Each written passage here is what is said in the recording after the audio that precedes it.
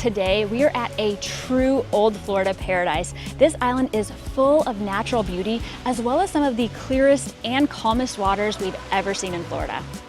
But what really sets this island destination apart from the others is that it has no traffic lights, no chain restaurants, no high rises, and it really makes you feel like you've stepped back in time. Now, if you haven't already figured it out, this is Gasparilla Island, and we cannot wait to show you around.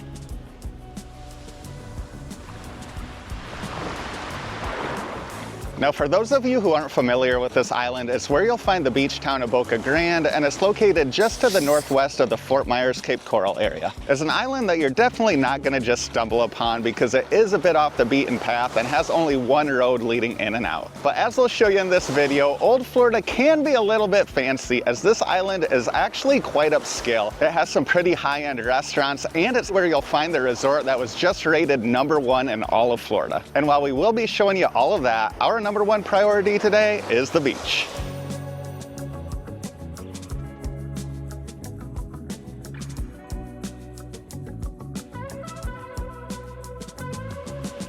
Some of you may remember a few years back we did film an episode on this island, and it started out as an absolutely gorgeous beach day, but it ended abruptly because a storm rolled in. I almost got struck by lightning, and after that our plans just went out the window. Now, on that day we didn't really get to experience Gasparilla Island State Park, so that's where we're starting today, and we'll see you on the south end of the island.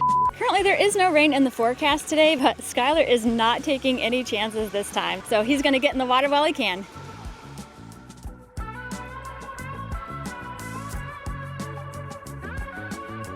The conditions this morning are almost exactly like last time we visited. It's a little more cloudy, so the water isn't quite as vivid, but it's still super calm and super clear. It's still a little bit cool. He says the water isn't too warm yet either. We're here in mid-July, but there has been a lot of rain over the past week or so, so it may have cooled down the water a little bit. Skylar says it feels nice.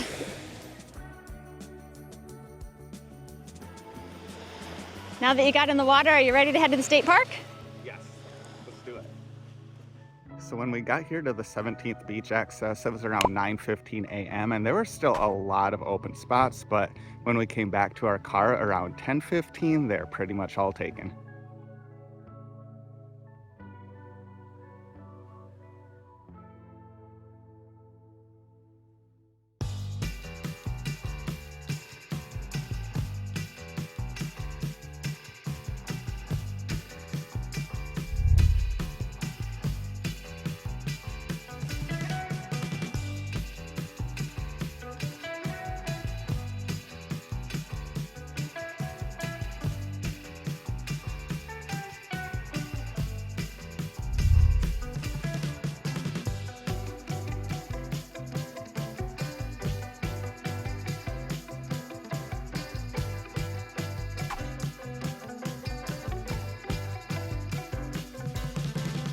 We made it to Gasparilla Island State Park, which spans across 127 acres on this island. Now, we are at the biggest parking lot in the park. It has restrooms and rinse-off stations. We did pass a couple of the other parking lots along the way, and I think we'll probably stop by the one with the lighthouse on the way back. We're gonna show you the beach around here, and I think there is a lighthouse museum as well.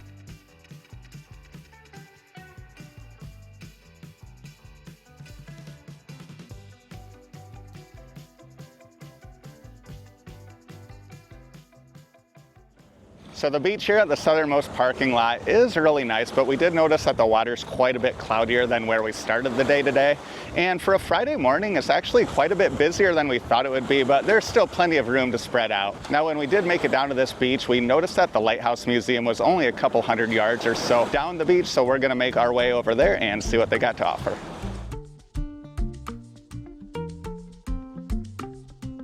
And we were a little disappointed that they didn't have any bike racks at the main parking lot, but when we got down here to the very south tip of the island, near the bathrooms by the Lighthouse Museum, we did find a bike rack. It is kind of hidden, but if you do visit the park via bike or scooter like we did, you may want to use it.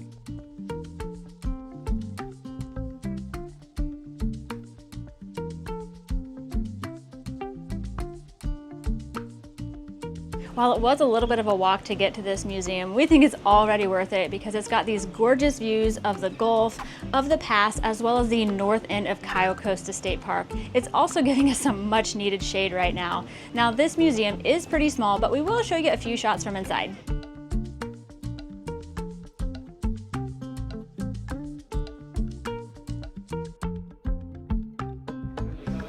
The lighthouse was built in 1890, and I think it's the oldest structure on the island. It also has history about the railroad on the island, as well as the original hotels on the island. This is a Fossils from the Sea exhibit, and Skylar is holding a manatee rib right now. Very big. There's also a room with a huge collection of seashells, some really unique ones too. And lastly, they have a really tiny gift shop inside.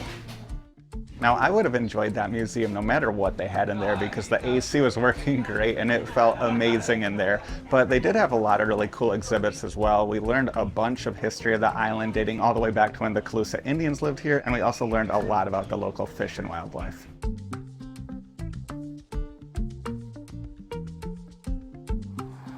So on a ride back to downtown Boca Grande, we saw this guy sitting right along the bike path.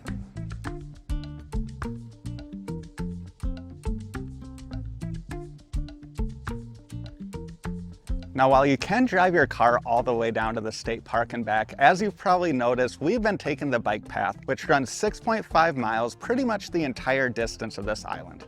It's wide, smooth, and scenic, and is easily our favorite way to get around on this island, and it's the favorite among people who actually live here, as well as golf carts are the primary mode of transportation for residents of this island. Now, you can rent golf carts here, but as you'd probably expect in a place like this, it ain't cheap, and from our research, it will cost you at least $130 per day, which is why we're so glad we brought our scooters today, because we've still been able to take advantage of this trail without paying those crazy rental prices. We actually just got these scooters a few days ago. Skylar unboxed them and tested them out. So today was the first day I have ridden either of them, and I gotta say, they ride smooth. But we'll tell you more about them a little later.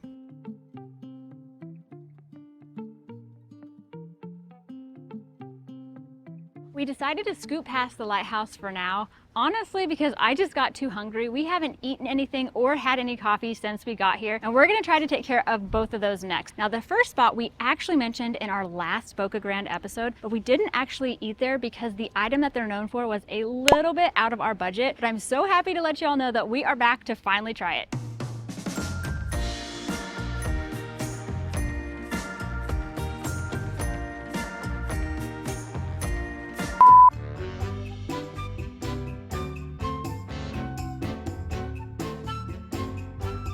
The place that we were going to, Newlands, is closed. Now, we had seen online that they had reopened after the hurricanes, but we didn't know that they were closed for remodeling this summer. They are known to have Florida's best lobster roll, so I guess that means we're gonna have to come back to try it sometime. But good news is we do have a backup plan.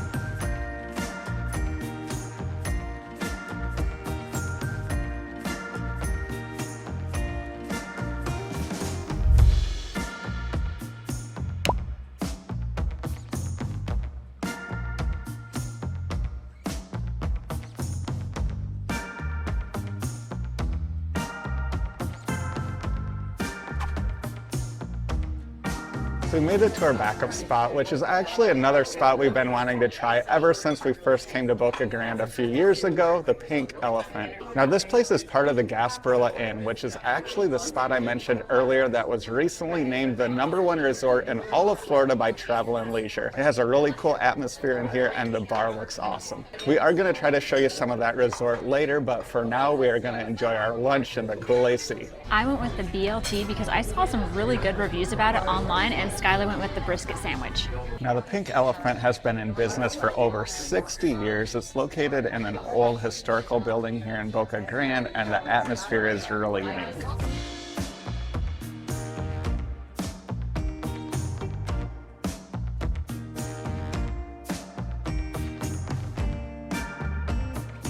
So that is no ordinary BLT. It comes with smoked Gouda as well as mozzarella, and the cheese just melts in your mouth. The bacon is a little bit crispy, and that bread just brings it all together. It is delicious.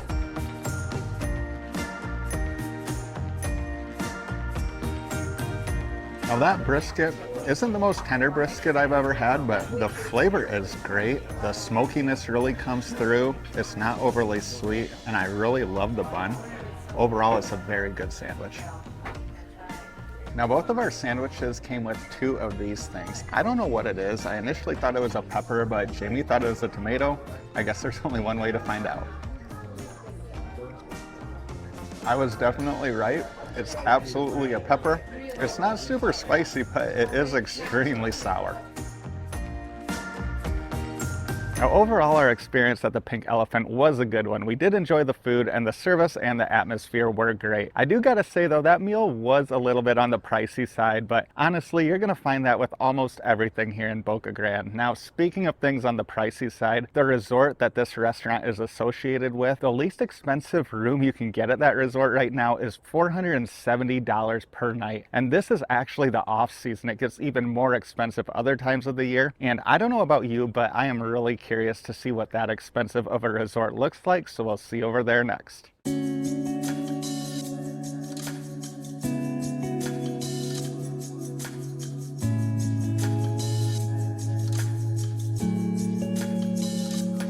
So we made it here to the Gasparilla Inn, and I gotta say it does look really nice. The property is beautiful. They have coconut palms all over the place. It does seem to be really well maintained. Honestly, I still don't entirely understand why they're able to charge so much, and obviously we won't be staying here tonight to find out, but if you've ever stayed here or know someone who has, let us know in the comments and let us know what makes this place so special. Now, out of curiosity, I hopped on Plannin to see if there were any other hotel options on the island, and we did find some. One was even pretty reasonable. I think it was around $135 per night, but it's not going to be near as luxurious, and it's not right next to the historic downtown. If you've got bikes or scooters like we do, then that's not a problem because you can hop on the bike trail to get downtown or to the beaches fast. So even though we're going to be driving home tonight, it's nice to know that there is one budget-friendly option out here.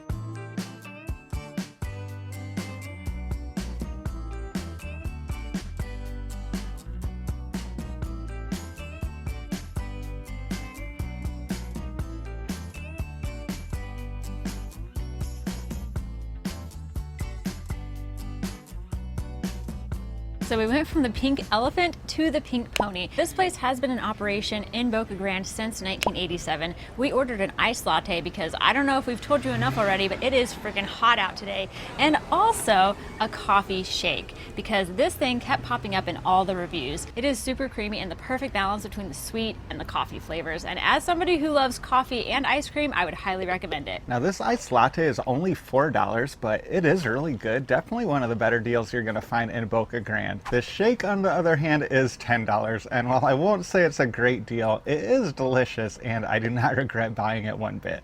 We were sitting here finishing up our coffee drinks and noticed that they have marked how high the water got for the recent hurricanes.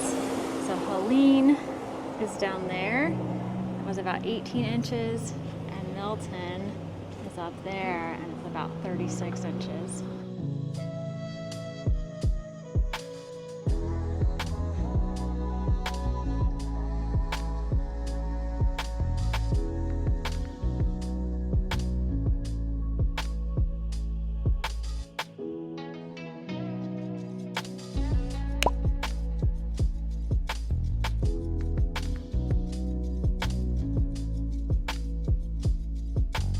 We made it back to the state park, and we should mention the entrance fee is $3, but that does allow you to experience all the different beach accesses if you want to, as well as the lighthouse and the museum, and it covers your parking. So that is another thing on this island that is very reasonably priced. Now we do want to clear up any confusion about the lighthouse and the lighthouse museum, because the museum is not located in the same place where the lighthouse is located. The lighthouse is actually located quite close to the downtown area and pretty far away from the museum, which is on the very south end of the island.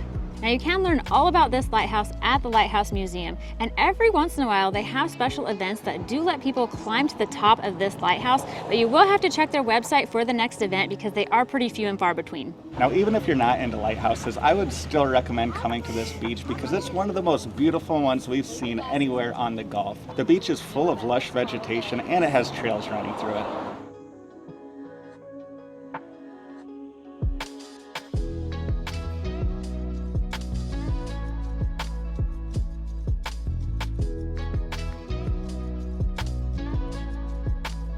Our next spot brings us here to the South Beach Grill. Now, we have visited this spot before, but it was way back in June of 2022. That was just a few months prior to Hurricane Ian, which actually blew the roof off this place and caused it to catch on fire. The place burned down completely, but they have since rebuilt it. Obviously, it's going to be a lot different now than last time we visited, so we're really excited to see what it looks like inside.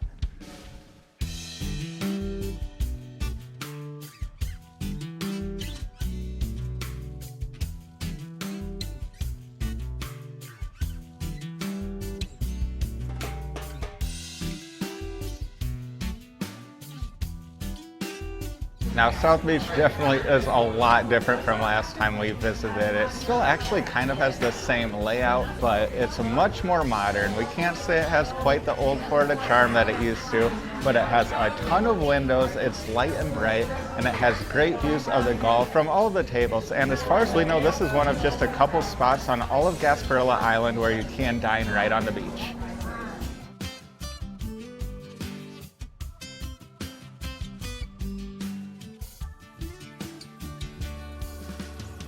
It's been great to come back and see all the changes inside at South Beach, but honestly, our favorite thing has to be being able to come out here and enjoy a drink with our feet in the sand. Now, that did require us to come pretty far back down south, but honestly, we don't mind it because we are really enjoying our new scooters. I think we've already put 7 miles on them today, which is way longer than I would have been willing to ride on our old scooters because 7 miles on those definitely would have irritated my back. Both of these scooters ride super smooth. You hardly feel the bumps in the road, and they are really fast, like almost too fast. Now, the scooters we are riding today are the Highboy X300 and the Highboy Max Pro. They both came shipped to our front door, almost fully assembled, and in many ways they are very similar. They both have max speeds of around 22 to 23 miles per hour. They have the same fold-up design, they're around the same weight, and they're comparably priced as well. But there are a few differences. The X300's 12-inch tires are an inch bigger than the Max Pros, which I think does help with the smoothness of the ride. The X300 also has turn signals, a wider deck to stand on,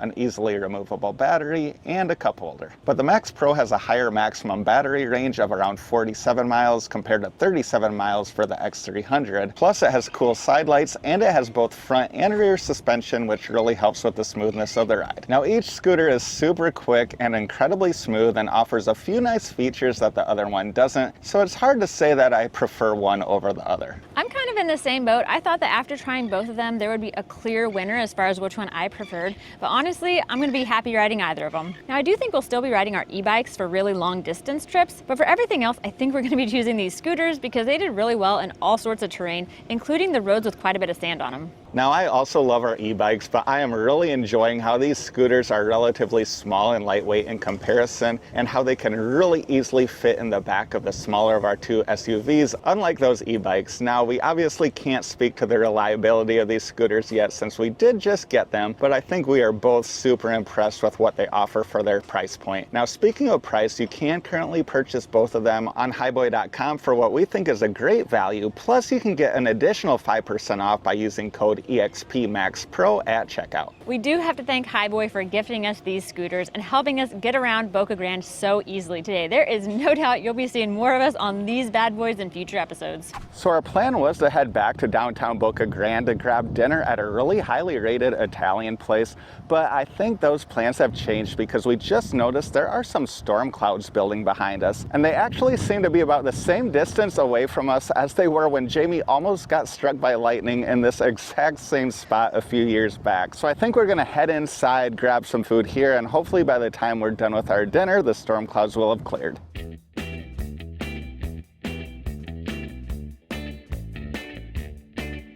Now, as you can probably tell, I am loving the fact that they have Islamorada beers here. I tried this beer as well as several others when we were actually in Islamorada a few months back. Now, if you want to see our experiences in Islamorada, the other Florida Keys, or want to make sure you don't miss any of our future Florida adventures, then make sure you're subscribed to our channel, have the notifications turned on, and if you're enjoying this video, make sure to give it a thumbs up.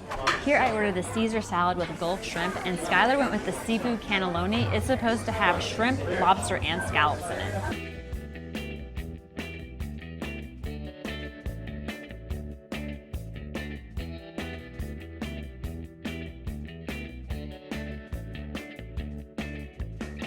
So my Caesar salad has a ton of Parmesan in it, and the lettuce is super crispy. But by far the best thing has to be that Gulf shrimp. The blackened seasoning is really good.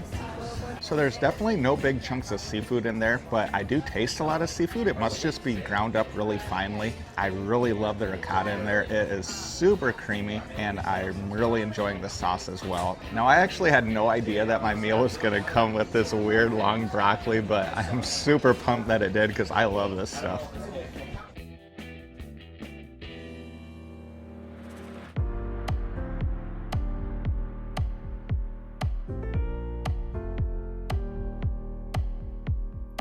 So this Caesar salad is a little bit on the pricey side, but the cheese on it is definitely a higher quality than you typically find on a Caesar salad, and the shrimp is delicious. Now I know Skylar said he didn't get any chunks of seafood in his initial bites, but I definitely did. That's really good. The sauce is very creamy, very rich, delicious. Overall, we were really happy with our meals here. Now, if we would have made it downtown, it's possible that the food quality could have been even better, but we know that that spot downtown wouldn't have had views like this. And we can't think of a better spot to end our day here on Boca Grande. Thanks for watching. So I literally just got done saying thanks for watching, and it started to rain. So I guess we're stuck here a little bit longer, but I can think of a lot worse places to ride out a rainstorm.